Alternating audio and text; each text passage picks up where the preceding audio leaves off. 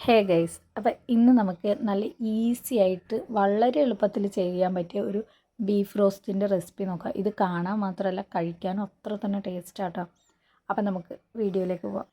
അപ്പോൾ ഞാൻ ഈ ബീഫ് റോസ്റ്റ് ഉണ്ടാക്കാൻ പോകുന്നത് നമ്മൾ ഓൾറെഡി കുക്ക് ചെയ്ത് വെച്ച കറി വെച്ച ബീഫില്ലേ അതിൽ നിന്ന് എടുത്തിട്ടാണ് റോസ്റ്റ് ചെയ്യാൻ പോകുന്നത്.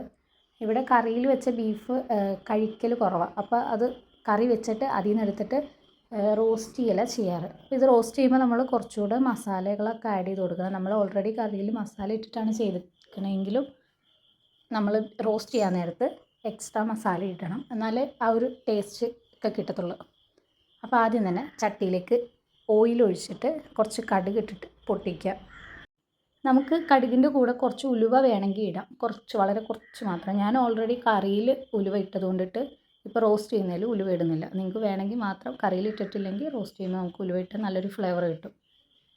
അപ്പോൾ ഞാൻ ഉലുവ ഇട്ടിട്ടില്ല. കടുകിട്ട് പൊട്ടി വന്നപ്പോഴത്തേനും അതിലേക്ക് കുറച്ച് സവാള, ഒരു സവാളയൊക്കെ മതിയാവും. ഞാനൊരു സവാള എടുത്തിട്ടുള്ളൂ, കുറച്ച് ബീഫ് എടുത്തിട്ടുള്ളത് കൊണ്ടിട്ട് ഞാനൊരു ചെറിയ സവാള എടുത്ത് ചെറുതായിട്ട് അരിഞ്ഞിട്ട് അതിട്ട് കൊടുത്തിട്ടുണ്ട്. ഇത് ജസ്റ്റ് ഒന്ന് വാടി വരണം, ഒരുപാട് വാടണ്ട, ജസ്റ്റ് ഒന്ന് വഴന്ന് കിട്ടിക്കഴിയുമ്പോഴത്തേനും ഞാൻ അതിലേക്ക് കുറച്ച് കറിവേപ്പില ഇട്ടിട്ടുണ്ട്. പിന്നെ അതിലേക്ക് ഒരു പഴുത്ത തക്കാളിയും കൂടി അരിഞ്ഞിട്ടിട്ടുണ്ട്. തക്കാളി നിങ്ങൾക്ക് വേണമെങ്കിൽ ഇട്ടാൽ മതി, കുഴപ്പമില്ല. തക്കാളി ഇടുന്നത് നല്ലതാണ്. ഞാൻ തക്കാളി ഇടാറുണ്ട്. കറിയിൽ ഓൾറെഡി തക്കാളി ഇട്ടിട്ടുണ്ട്. ഇപ്പോൾ വഴറ്റാനിട്ടതിലും തക്കാളി ഇട്ടിട്ടുണ്ട്. ഇതിലേക്ക് കുറച്ച് ഇഞ്ചി വെളുത്തുള്ളി പേസ്റ്റും കൂടി നമ്മൾ ചതച്ചിടണം കേട്ടോ. ഞാനത് ഇട്ട്, പക്ഷെ അത് വീഡിയോ എടുക്കാൻ മറന്നുപോയി. അപ്പോൾ ഈ തക്കാളിയും സവാളയും നന്നായിട്ടൊന്ന് വാടി വരും വരെ നമുക്കിത് നന്നായിട്ടൊന്ന് മിക്സ് ചെയ്ത് കൊടുക്കാം. ഇനി നമുക്കിതിലേക്ക് വേണ്ട മസാലകൾ ഇട്ട് കൊടുക്കാം. അപ്പോൾ ആദ്യം ഞാൻ ഒരു ചെറിയ സ്പൂണിന് ഒരു 2.5 സ്പൂൺ മല്ലിപ്പൊടി ഇട്ട് കൊടുക്കുന്നുണ്ട്. അത് കഴിഞ്ഞിട്ട് കുറച്ച് മീറ്റ് മസാല ഇട്ട് കൊടുക്കുന്നുണ്ട്. പിന്നെ കുറച്ച് ഗരം മസാല, അധികം കൂടി പോകണ്ട, ഭയങ്കര കുത്തലായിരിക്കും. അപ്പോൾ കുറച്ച് ഗരം മസാല, പിന്നെ കുറച്ച് മഞ്ഞൾപ്പൊടി, പിന്നെ ഞാൻ ഇതിലേക്ക് കുറച്ച് പെരിഞ്ജീരകം പൊടിയാക്കിയത് ഇട്ട് കൊടുക്കുന്നുണ്ട്. എൻ്റെ കയ്യിൽ പെരിഞ്ജീരകമായിട്ടില്ല, പൊടിയാക്കിയതായിരിക്കുന്നത്. നിങ്ങൾക്ക് പെരിഞ്ജീരകം ഉണ്ടെങ്കിൽ നിങ്ങൾ ആ കടുക് പൊട്ടിക്കുന്ന സമയത്ത് അതിൻ്റെ കൂടെ ഇട്ട് പൊട്ടിച്ചിട്ട് ചെയ്താലും മതി. ഉലുവയും പെരിഞ്ജീരകവും കൂടിയിട്ട് ഒന്നിച്ചിട്ട് പൊട്ടിച്ചാൽ മതി. പിന്നെ ഞാൻ അതിലേക്ക് കുറച്ച് മുളക് പൊടിയും കൂടി ഇട്ട് കൊടുക്കുന്നുണ്ട്. എന്നിട്ട് ഇത് നന്നായിട്ടൊന്ന് മിക്സ് ചെയ്യാം.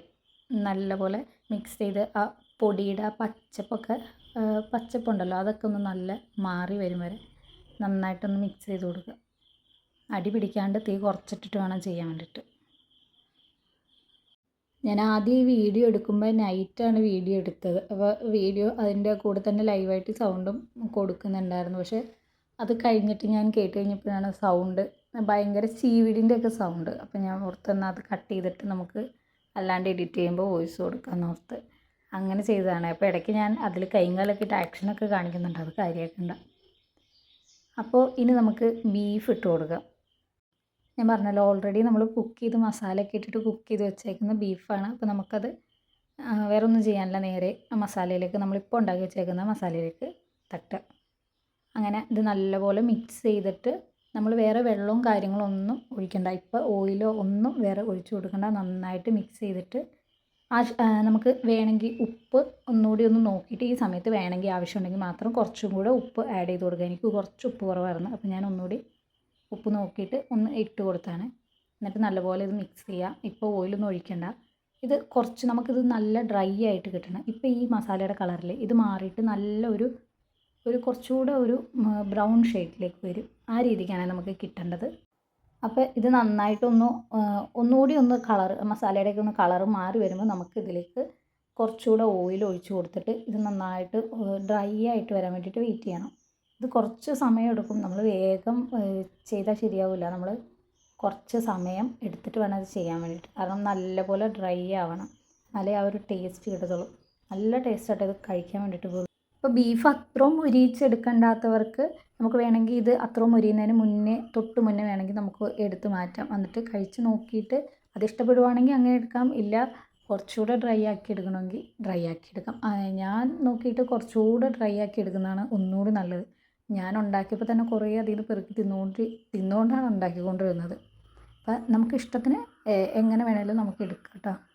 ഏതായാലും ഇപ്പം ഈ ഉള്ള പരുവത്തിൽ നിന്ന് മാറിയിട്ട് കുറച്ചുകൂടെ കഴിയുമ്പോൾ വേണം എടുക്കാൻ, എന്നാലേ ടേസ്റ്റ് ഉണ്ടാവും. ഇതിപ്പോൾ നമ്മളിപ്പോൾ മസാല ഇട്ടിട്ട് മസാലയിലേക്ക് ബീഫ് തട്ടിയല്ലേ ഉള്ളൂ, അപ്പോൾ അതിലൊന്നും പിടിച്ചിട്ടൊന്നും ഉണ്ടാവില്ല. അപ്പോൾ കുറച്ച് ഓയിലൊക്കെ ഒഴിച്ചിട്ട് ഒന്നുകൂടി നല്ലപോലെ ഒന്ന് മൂപ്പിച്ചെടുത്താൽ മാത്രമേ നമുക്ക് നല്ല ടേസ്റ്റ് ഉണ്ടാവും.